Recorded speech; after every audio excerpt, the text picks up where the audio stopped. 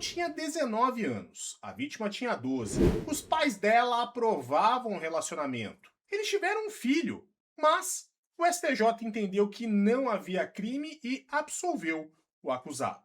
Aí, veio a Lei 15.353 de 2026 e todo mundo saiu dizendo por aí que ela mudou tudo nos crimes sexuais.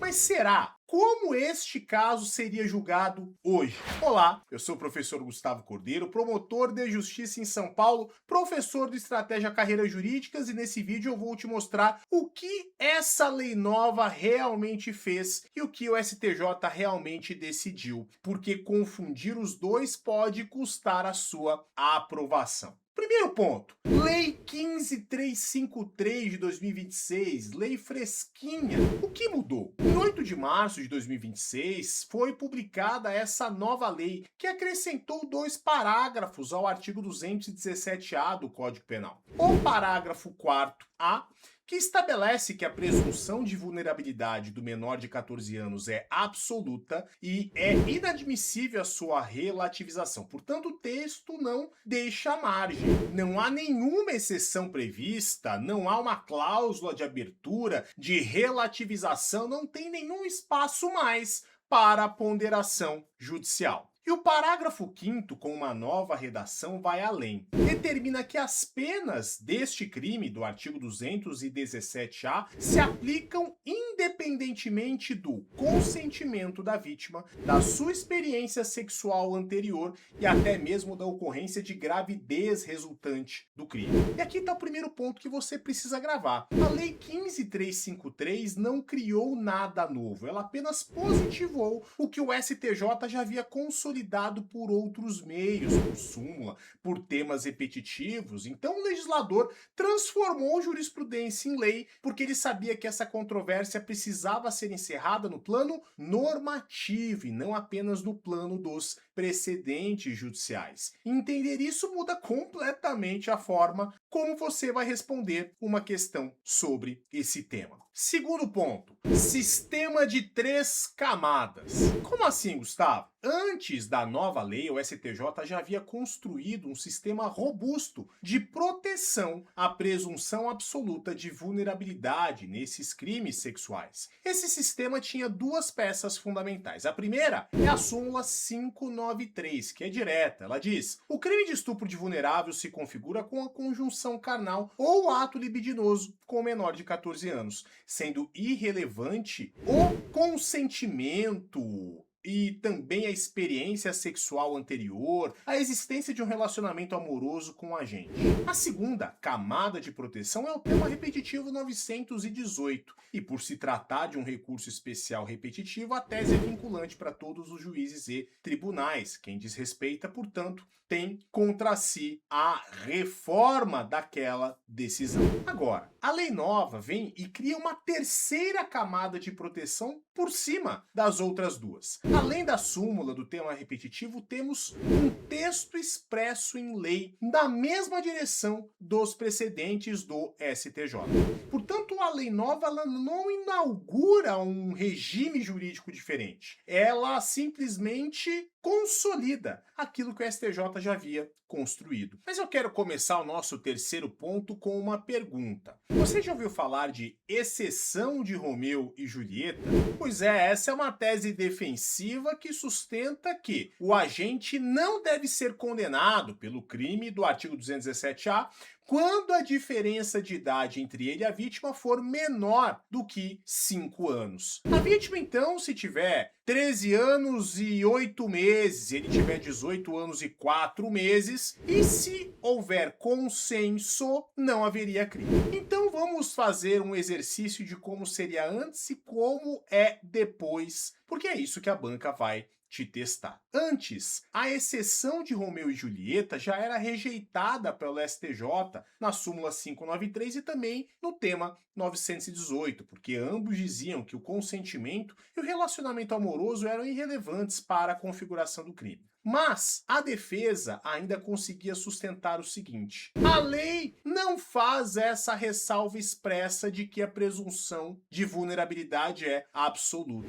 E depois da Lei 15.353 não dá mais para dizer isso. O parágrafo 4º-A deixa claro que a presunção de vulnerabilidade é absoluta e não se admite a sua relativização. Então, eu não tenho mais um argumento de lacuna legal, eu não tenho mais espaço para argumentar que o juiz deveria ponderar as circunstâncias daquele caso concreto, não. A exceção de Romeu e Julieta, que já era rejeitada pela jurisprudência, agora também é rejeitada pela própria lei. E para sua prova, saiba o que ela é, mas diga, essa tese não tem sido recepcionada nem pelos tribunais superiores e também nem pela lei. Ah, Gustavo, já entendi. Então o STJ sempre decidiu que a vulnerabilidade da vítima menor de 14 anos é absoluta e jamais excepcionou essa regra. Nunca aplicou um distinguish em relação a isso, certo? Errado. No RESP 1.977.165 do Mato Grosso do Sul, julgado pela sexta turma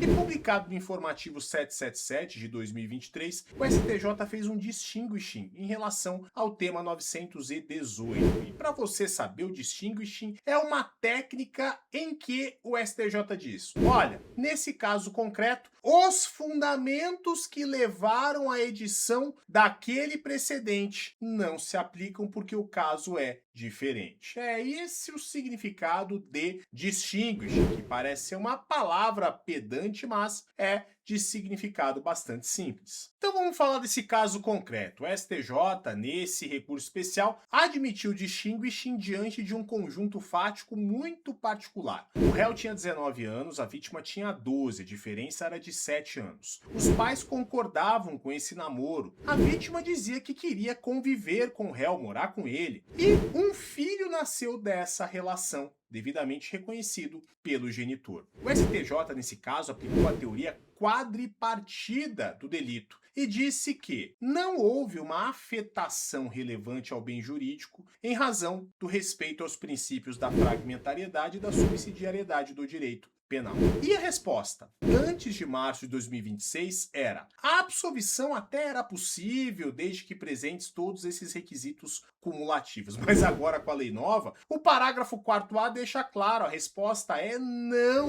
Ela proíbe qualquer relativização da vulnerabilidade da vítima, que sempre será absoluta. Portanto, a pergunta é: será que o distinguishing do STJ, lá no informativo 777, sobrevive ao novo texto expresso da lei? E o entendimento que provavelmente vai prevalecer é de que não. O parágrafo 4º usou a expressão inadmissível, então fechou até essa porta. Eu não posso mais ter um distinguishing dessa natureza. Então vamos voltar lá para aquele caso do início: o réu de 19 anos, a vítima de 12, os pais aprovavam o namoro, eles tiveram um filho que foi reconhecido e ele foi absolvido pelo STJ. Como esse caso seria julgado hoje com essa nova lei? E a resposta honesta é: ficou muito mais difícil para a defesa. Parágrafo 4º fecha a porta da relativização em um texto expresso. E o distinguishing, que permitiu a absolvição antes de março de 2026, em alguns casos específicos, agora passou a ser algo ainda mais difícil, para não se dizer impossível. E é exatamente isso que vai aparecer nas provas de magistratura, Ministério Público, de delegado, de defensoria pública.